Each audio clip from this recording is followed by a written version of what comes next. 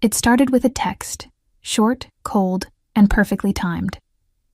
4:43 p.m. Thursday. Family meeting tonight. 8:00 p.m. Everyone must come. This is urgent. Dad.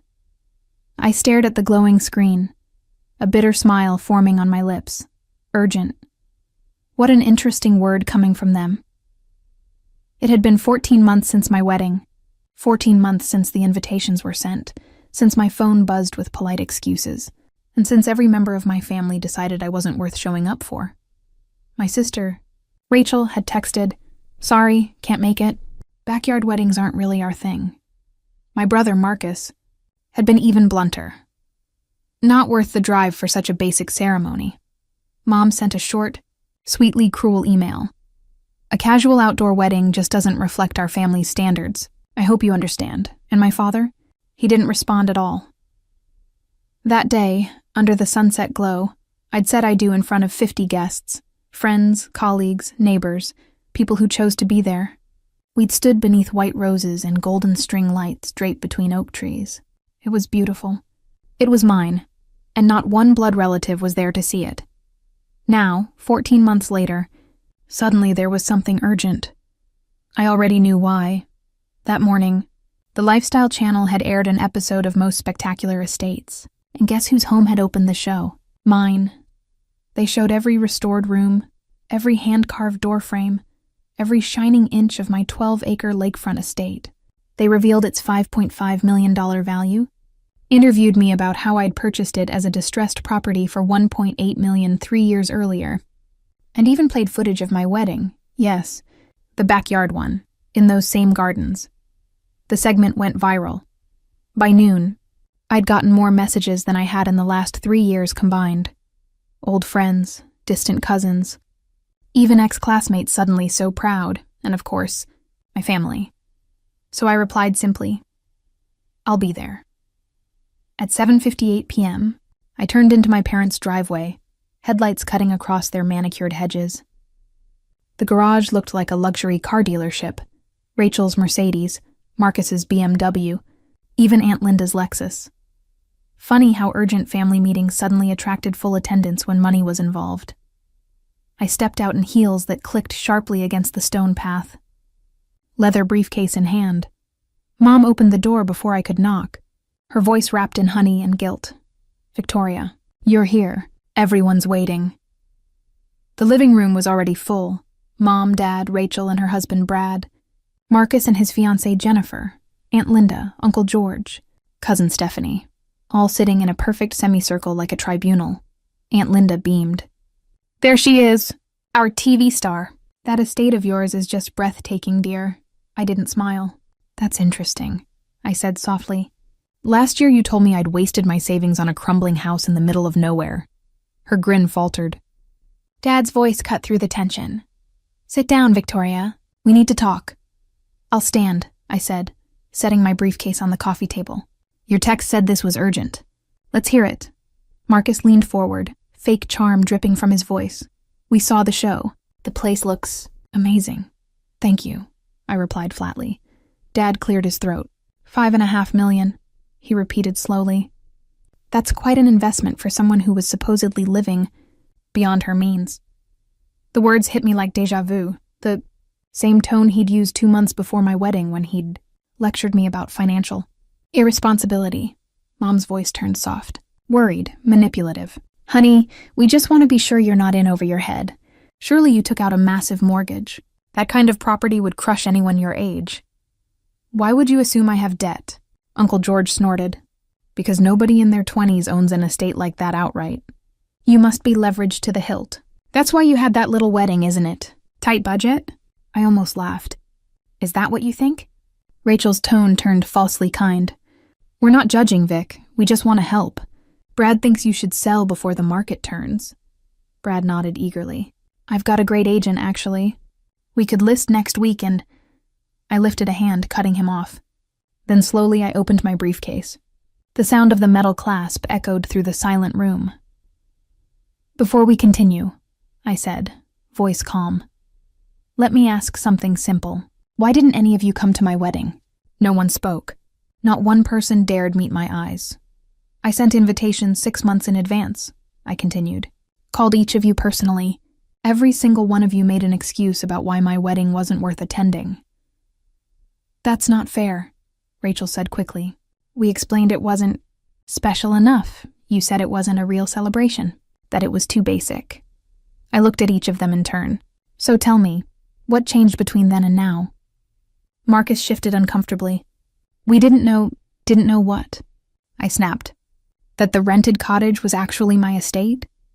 That the basic backyard wedding was in gardens now featured in 3 national magazines? You never told us, Rachel said defensively. I invited you to see it multiple times. Mom said she was too busy. You said it was too far to drive. Marcus didn't even return my call. Dad's jaw tightened.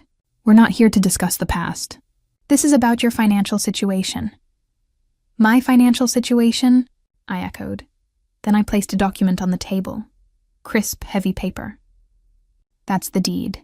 The estate is fully paid off. No mortgage. Uncle George grabbed it, scanning quickly. His face paled. Free and clear? You actually own it outright? Yes. I laid down another sheet, an appraisal from last month. It's now worth $6.2 million. The show increased the value by $700,000 overnight. Dad's hand trembled slightly. How did you afford this? I worked for it. I pulled out more documents. Clean, precise. This is my company, North Star Property Development. We restore historic estates and manage luxury properties. Marcus leaned over. This says your company's worth $23 million, 24.7 as of this quarter. The silence that followed was thick and perfect. My so-called basic wedding? I said quietly.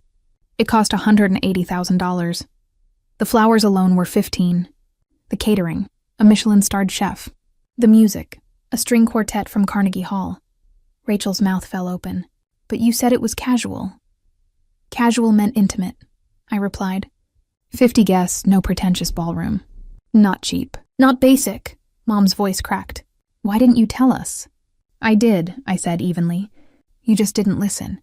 I told you I was restoring a historic estate. You called it an old dump. I said I was starting a business. Dad said I was playing entrepreneur. I invited you to my wedding.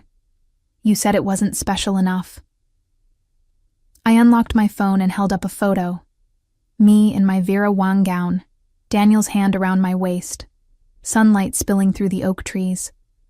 White roses. Gold light, Aunt Linda gasped. That's your wedding? The basic ceremony you all skipped, I said. I swiped again. Chandeliers, a 7-tier cake, a vintage Rolls-Royce parked by the lake. I didn't hide anything. You just couldn't see past your own arrogance. Dad's voice softened. If we had known, I laughed, a short, sharp sound. That's exactly the problem. You'd have come if you knew it was expensive enough, not because it mattered to me. Mom looked hurt. That's not true. Oh, it's true, I said coldly. Remember Marcus's engagement party? Cheap conference room in Hampton Inn? Grocery store cake? I flew in from Seattle, brought a $500 gift, and stayed till the end. Marcus flushed. That's different. How? I demanded. Because that was your engagement? While mine didn't deserve 2 hours of your time? Rachel stood flustered. This isn't fair. For what? I asked sharply. For skipping my wedding? For acting superior? You should feel guilty. She shook her head. We didn't know you were successful. And that's my point, I said, my voice rising. I'm your sister. You should support me because you love me, not because you saw me on television. Silence again. The kind that feels like glass about to shatter. Finally, I exhaled and reached back into my briefcase. You want numbers? Fine. I laid out deeds like playing cards. Riverside property, $3.8 million. Willow Creek Manor, 2.1. Hartley Building, 4.2. Riverside Inn, 1.9. Their eyes widened. I kept going. Garden District properties, 6.7. Lakefront cottages, 2.3. Victorian Mansion, 3.4. Uncle George was whispering, trying to add them up. That's over 25. No, almost 29 million. I set down the last document, my portfolio statement. Total assets, $52.3 million. Net worth, $44.2 million. Jennifer's voice came out in a stunned whisper. 44 million? Yes, I said simply. And personally, I'm worth about 31. I glanced at my father. Not bad for someone who was playing entrepreneur, right, Dad? He looked like I'd punched him. I continued, tone calm, almost bored. Next month, I'll be featured on the cover of Forbes, Young Entrepreneurs in Historic Preservation. I snapped my briefcase shut. So why am I here? No one answered. You saw me on TV, I said quietly. You realized I wasn't the failure you assumed. And now you want in. That's not true, Mom started. Don't lie. My voice was ice. Dad, what's the real reason? He deflated, shoulders sagging. The business is struggling. We need investors. When we saw the show, we thought maybe, how much? I asked flatly. Uncle George answered before Dad could. $500,000 for dealership expansion.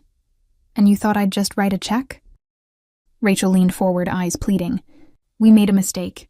We're sorry, but we're family. Family helps each other. I stared at her for a long moment. Her words sounded sincere, but sincerity after fame wasn't the same as sincerity when you're invisible. Do you know what Daniel and I did on our wedding night? I said quietly. We walked through those gardens at midnight, and he held me while I cried, because my family couldn't show up for the most important day of my life. Mom's eyes filled with tears. Daniel's family was there, I said softly. All of them, from 6 different states. His 87-year-old grandmother came with her walker, because that's what family does. I picked up my briefcase. You want to know what else? They didn't ask how much it cost. They didn't analyze if it was special enough. They just showed up. Victoria, please. Dad stood. The $500,000 you need. That's less than I spent on my wedding. The wedding you skipped. I let it sink in. I could write that check right now. Hope flared in their eyes. But I won't. Hope died, because you don't help family. You help family when it's convenient, when it benefits you. I opened the door. I learned that 14 months ago at my reception, staring at the empty table where you were supposed to be. Please. Mom's voice broke. We're sorry. You're sorry now, but not when you RSVP'd now. Not when I called Mom crying the night before. Not for 14 months of silence. I pulled up a photo on my phone and placed it on the table. The empty table for my wedding. 8 empty chairs. A card-writing family untouched play settings. I set this up with Hope. Hope you'd surprise me. Daniel wanted to remove it so I wouldn't be hurt, but I insisted. Mom cried openly now. Every guest saw that empty table. Do you know how humiliating that was? I picked up my phone, but Daniel's family moved over to sit in those empty chairs. By night's end, that table was full of people who chose to love me. That's beautiful, Stephanie whispered. It taught me something. Family isn't blood. It's showing up when it matters. Victoria. Dad's voice was desperate. The business will fail. Is that what you want? He stopped at the door. You know what he wanted? My family at my wedding. Mom helping pick my dress. Dad walking me down the aisle. Rachel as maid of honor. Marcus giving an embarrassing toast. I looked back. I wanted what Daniel's family gave without question, some no. I don't want the business to fail, but I won't be the ATM your member only when you need money. It's not like that. If that show never aired, would we be having this conversation? Silence. That's what I thought. I left as chaos erupted behind me. My phone buzzed. Daniel, how did it go? Exactly as expected. Coming home. Making your favorite dinner. I love you. I love you too. As I drove away, text flooded in. Rachel, please reconsider. Marcus, can we talk? Mom, you're breaking my heart. Dad, money has made you cruel. I typed back to Dad. No, money just made you notice me. That's not the same thing. Then I blocked them all and drove to my estate. My beautiful paid-off $6.2 million estate with memories of a perfect wedding. Daniel stood on the front steps, backlit by warm light. How was it? He asked. Educational. He hugged me. I'm proud of you for knowing your worth. Inside smelled like home and fresh flowers. Our dog Maisie bounded over. Wedding photos covered the walls, showing the truth about that magical day. One final text came from an unknown number. Victoria, this is Aunt Linda. Some of us really do want to make amends. Not for money, just because we miss you. I saved her number. Prove it. Show up. Not because of what I have, but who I am. When's your next Sunday dinner? This Sunday, 6 p.m. Come alone. I'll be there. That Sunday, Aunt Linda came with flowers and homemade pie.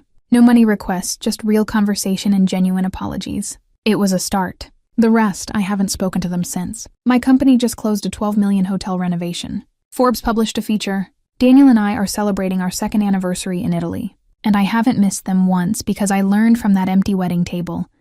The people who show up when it doesn't benefit them. Those are your real family. Everyone else is just related by blood. And blood is thinner than I.